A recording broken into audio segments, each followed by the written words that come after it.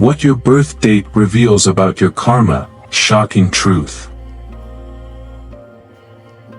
Hello and welcome to Zen Buddhism Wisdom. Today, we embark on a fascinating journey into the depths of karma and destiny.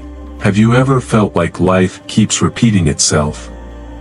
That certain patterns, whether in relationships, struggles, or opportunities, seem to follow you no matter what you do. What if I told you that your birth date is more than just a number? That hidden within it lies the blueprint of your karmic past and the lessons your soul is meant to master in this lifetime. In today's discussion, we will unlock the ancient Buddhist wisdom behind your birth date and its spiritual significance. By the end of this journey, you may begin to see yourself, your destiny, and your purpose in an entirely new light. Karma is not just about simple cause and effect, it is the invisible force that weaves the fabric of our existence. Are you ready to uncover the truth hidden within your own karma? Let us begin. Understanding karma is like uncovering the hidden threads that weave the fabric of our lives. Many perceive it as a straightforward system of rewards and punishments, a cosmic balance sheet where good deeds bring blessings and bad deeds invite suffering. But in reality, karma is far more intricate, operating not as an external force of judgment but as an internal law of energy and resonance. Every thought we think, every emotion we feel, and every action we take generates a frequency that ripples across time, shaping the experiences we attract and the lessons we must face. Karma is fluid, ever-changing, and deeply intertwined with our own awareness. It is not a rigid sentence imposed upon us, but a dynamic force that reflects our state of being. Those who believe they are helpless victims of their past karma misunderstand its nature. While we do inherit tendencies and patterns from previous lifetimes, we are not bound by them. Just as a river follows the path of least resistance yet can be redirected with effort, our karmic flow is malleable. Conscious awareness acts as a dam, a guiding force that allows us to shape the currents of our lives rather than be swept away by them. At its core, karma is not about reward or retribution, it is about alignment. If we are vibrating at a frequency of fear, anger, or greed, we will naturally attract experiences that mirror those energies. Conversely, if we cultivate love, wisdom, and compassion, our external reality begins to reflect those qualities. This is why two people can live through identical circumstances yet perceive them entirely differently.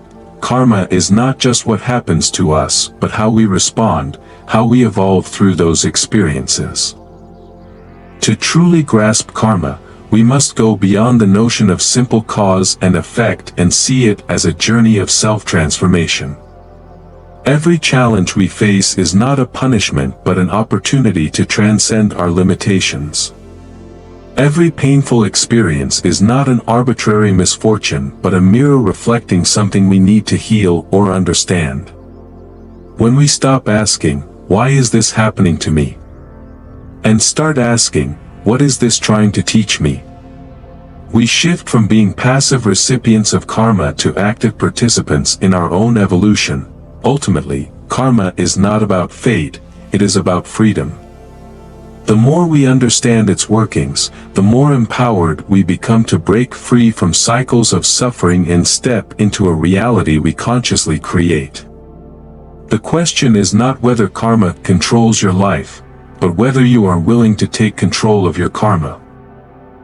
Your birth date is more than a number, it is a karmic imprint, a hidden code that reveals the energies you must master and the lessons your soul is meant to learn in this lifetime. It does not dictate your fate, nor does it bind you to a predetermined destiny. Instead, it acts as a guide, illuminating the challenges you will face, the strengths you inherently possess, and the spiritual evolution awaiting you. By understanding your karmic number, you gain clarity on your soul's purpose and the deeper meaning behind the experiences that shape your life. to calculate your karmic number, you must first reduce your full birth date to a single digit. For example, if someone was born on July 15, 1990, the process is as follows: the day, 1-5, equals 6, the month, July, is 7, and the year, 1990, sums to 19, which further reduces to 1, 19 is equal to 10, then 10 is equal to 1. Adding these together, 671, results in 14, which is then reduced to a single-digit number, 14 is equal to 5. In this case, the individual's karmic number is 5, which signifies a life path deeply connected to freedom, adventure, and transformation. But what does each number truly reveal about one's soul journey?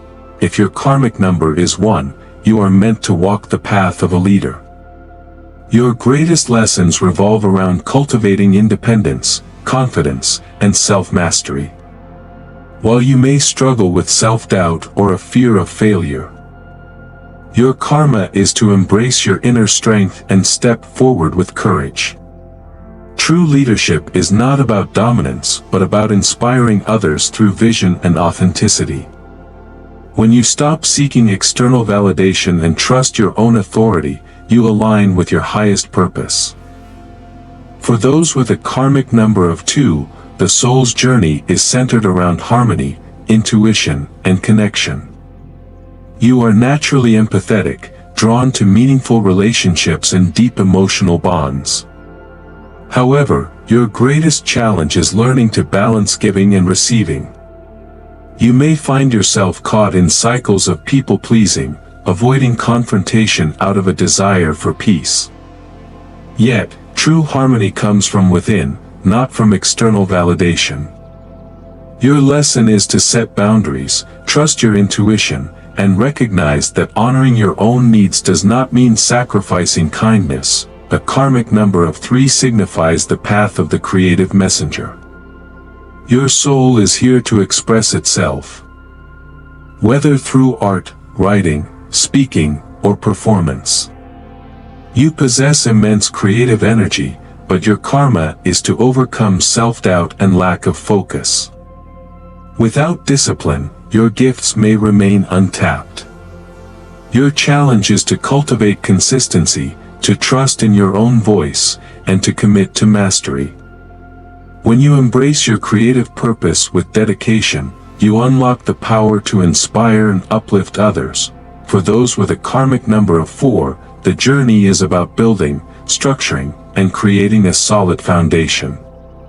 Hard work, discipline, and perseverance are your strengths, but they can also become limitations if you resist change. You may struggle with perfectionism or a fear of instability, clinging too tightly to control. However, your greatest lesson is that true strength lies in adaptability. When you learn to trust the process and embrace transformation, your ability to create something lasting expands exponentially. If your karmic number is 5, you are a seeker of freedom. You are naturally drawn to adventure, new experiences, and personal growth.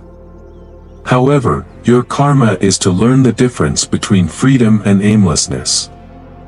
Restlessness may lead you to constantly chase the next thrill without grounding yourself in purpose. Your challenge is to cultivate focus, to channel your energy with intention so that your explorations lead to wisdom rather than chaos. When you balance movement with meaning, you unlock the ability to inspire and transform both yourself and others. A karmic number of 6 signifies the path of the nurturer. You are deeply compassionate, drawn to caregiving and acts of service. However, your challenge is learning to give without depleting yourself. You may feel an overwhelming sense of responsibility for others, often neglecting your own well-being in the process. Your greatest lesson is to understand that you cannot pour from an empty cup. When you learn to prioritize self-care and set healthy boundaries, your capacity to uplift and heal others expands in profound ways. For those with a karmic number of 7, the journey is one of wisdom and inner exploration. You are drawn to philosophy, spirituality, and deep contemplation. However, your karma is to integrate knowledge with experience. You may feel disconnected from the material world, seeking answers in solitude but struggling with isolation. Your challenge is to bring your insights into practical application, to share your wisdom rather than retreat from the world. When you find balance between introspection and real-life engagement, you step into your true power as a seeker of truth. A karmic number of 8 represents the power of responsibility. You are meant to lead, build, and manifest abundance. However, your greatest test is learning the ethical use of power. Ambition without integrity leads to emptiness, while true success comes from aligning your goals with wisdom and service. Your lesson is to balance material achievement with moral responsibility. When you use your influence for the greater good, you become a force of transformation in the world. Finally, those with a karmic number of 9 walk the path of the humanitarian. You are here to bring compassion, healing, and change. However, your greatest challenge is learning to set emotional boundaries. You may feel deeply affected by the suffering of others, carrying burdens that are not yours to bear. Your karma is to help without losing yourself in the process. When you learn to give from a place of wholeness rather than self-sacrifice, your ability to uplift the world reaches its fullest potential. Ultimately, your karmic number is not a limitation but an invitation, an opportunity to recognize the patterns that shape your life and to step into your highest potential. It is a reminder that while karma may influence your path, you hold the power to transform your destiny through awareness and conscious action. As Buddha once said, your work is to discover your world and then with all your heart give yourself to it. Now that you know your karmic number, the question remains, how will you embrace your soul's journey? Once, in a vast and prosperous kingdom, there was a mighty king who possessed everything a man could desire, wealth beyond measure, armies that could crush nations, and a palace adorned with the finest jewels. Yet, despite his immense power, he lived in constant anxiety. He feared the treachery of his own ministers, the possibility of losing his kingdom, and, most of all, the certainty of death. No matter how many walls he built around himself, how many guards he stationed at his door, or how many physicians he summoned to prolong his life, the fear remained, a shadow that followed him even in his moments of greatest triumph. One day, as he rode through the streets of his capital, he noticed a beggar sitting under a tree, humming a tune with a serene smile on his face. His clothes were tattered, his feet bare, and he possessed nothing but a wooden bowl for alms. Yet his eyes shone with a peace the king had never known. Troubled by this paradox, the king halted his procession and approached the beggar. "You own nothing," the king said, "yet you look as though you have everything. I, on the other hand, have the world at my feet, yet I cannot find peace. Tell me, beggar, what is the secret of your happiness?" The beggar looked up, his smile unwavering. "Your Majesty, I own everything that truly matters. My peace, my joy, my soul, no one can take them from me." The king was taken aback. "But how can you be so certain? What if I ordered my guards to throw you in prison?" The beggar chuckled. "Your Majesty, my body may be confined, but my mind will remain free. A golden cage is still a cage, and I have chosen not to be trapped by it. I have no fear of loss, for I have surrendered attachment. I have no fear of death, for I have already embraced impermanence. That is why I am happy." The king stood in silence, feeling a strange sensation, one he had never known before. He recognized the chains he had placed upon himself, the endless pursuit of power, the paranoia, the desperate attempts to control the uncontrollable. He realized that, despite his wealth, he was the true beggar, impoverished in spirit, enslaved by his own desires. That night, he could not sleep. The beggar's words echoed in his mind. Days passed, then weeks, and still, he found himself restless. Finally, he sought the wisdom of a Zen master and asked, "How can I free myself from this suffering?" The master smiled. "You must let go, just as a man lets go of a heavy stone to float in water. Your suffering is not caused by what you have, but by your attachment to it. You believe that power, wealth, and life itself belong to you. But nothing truly belongs to anyone. The river does not own its water, it merely flows with it. The tree does not cling to its leaves, it sheds them in autumn without sorrow. Be like the river, be like the tree. Only then will you know true peace." From that day forward, the king's heart began to change. He ruled not with fear, but with wisdom. He sought knowledge instead of control. He no longer saw his wealth as a possession, but as a responsibility. And in time, he, too, found the peace that no kingdom could provide. This Zen parable reflects a profound truth about karma. The king's suffering was not caused by his circumstances but by his own mind. His karma, shaped by lifetimes of attachment to power, had trapped him in fear. Yet, through awareness and wisdom, he was able to break free. In the same way, we, too, are bound by the illusions we create, mistaking temporary things for permanent security. But once we recognize the nature of reality, we hold the key to our own liberation. Transforming your karma is not about escaping your past, it is about awakening to your power in the present. Karma is not an unchangeable destiny, it is a force, a river of energy shaped by our thoughts, actions, and intentions. Just as a river's course can be redirected, our karmic path can be transformed with awareness and effort. The key lies in understanding how every moment presents an opportunity to shift the trajectory of our lives. The first step is mindful action. Every choice we make plants a seed that will inevitably bear fruit. If our choices are rooted in greed, anger, or ignorance, they create suffering, not as punishment, but as a natural consequence. On the other hand, when we act with wisdom and compassion, we generate positive karma that ripples through our lives and beyond.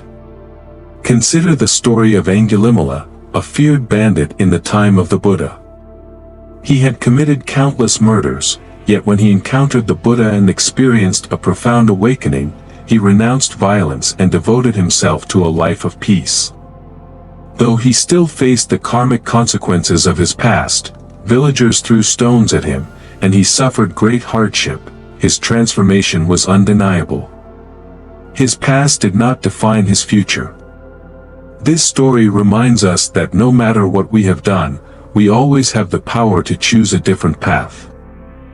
The second key to transformation is meditation and reflection. Without awareness, we continue to repeat unconscious karmic patterns, reacting to life in ways conditioned by past experiences, habits, and emotional wounds. Meditation allows us to step outside of this cycle and see clearly. When we observe our thoughts without attachment, we begin to notice the roots of our suffering. A moment of stillness can reveal a lifetime of conditioning. The great Zen master Bankei once said, "Do not try to fix the past. Simply see through the illusions that keep it alive." Through meditation, we develop the ability to respond rather than react, breaking free from automatic behaviors that create negative karma. Even just a few minutes of daily mindfulness can plant the seeds of profound change. Finally, forgiveness and letting go are essential for karmic liberation. Clinging to resentment binds us to the very suffering we wish to escape. The Buddha taught that anger is like holding a hot coal with the intent of throwing it at another. In the end, we are the ones who get burned. True forgiveness does not mean condoning harm, it means releasing the emotional chains that keep us trapped in the past. There is a Zen story of two monks who encountered a woman struggling to cross a river. Though monks were forbidden from touching women, one of them carried her across without hesitation.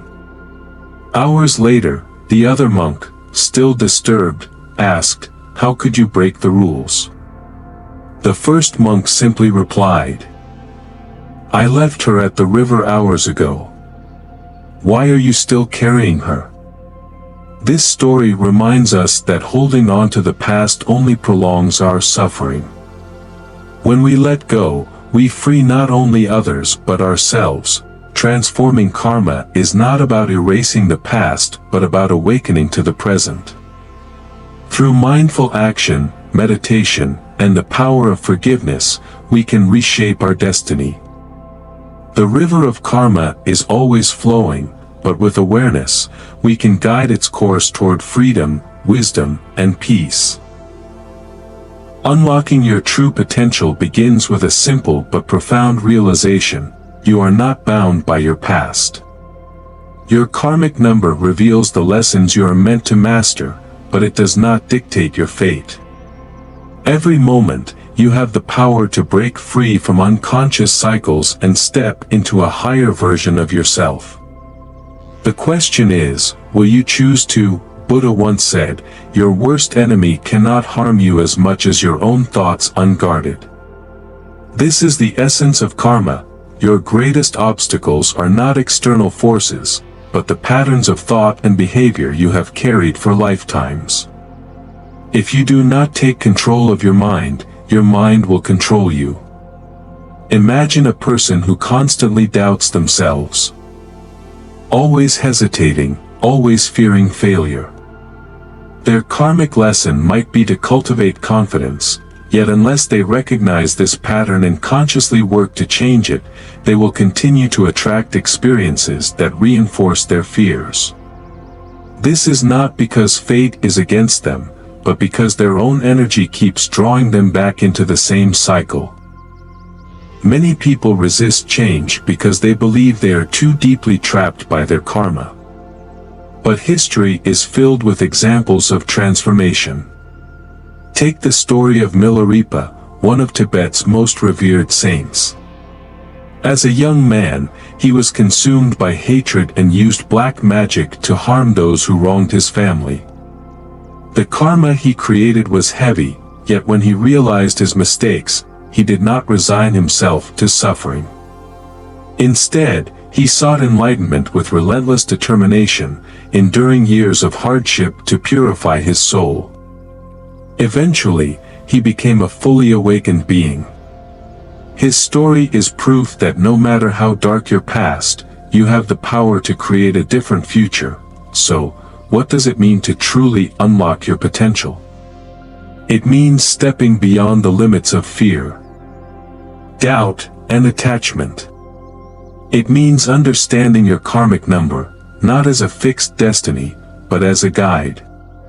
If your number calls you to leadership, embrace responsibility.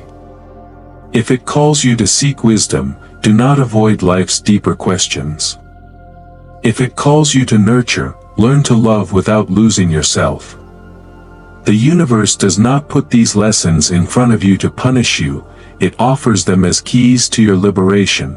The power to reshape your karma, and your destiny, is in your hands. The past is a river that has already flowed, but the ocean of your future remains open. Will you drift aimlessly, repeating old patterns? Or will you take the oars, steer your course, and move toward true awakening? The choice is yours. Now that you have uncovered the secret behind your karmic number, the real question remains: what will you do with this wisdom? Will you continue walking the same path, repeating old cycles, or will you step into your true power and reshape your destiny? The Buddha once said, "Your worst enemy cannot harm you as much as your own thoughts unguarded." This profound truth reminds us that our greatest limitations are not imposed by the outside world, but by the beliefs we hold within. The power to change your karma, break free from the past, and create a life of purpose is already in your hands. May you walk this path with clarity, courage, and compassion, for when you transform yourself, you transform the world around you. This brings us to the end of today's video. What are your thoughts on karma and destiny? Share your insights in the comments below. And do not forget to like and subscribe so you never miss another powerful lesson on Zen wisdom. Thank you for watching, and see you in the next video.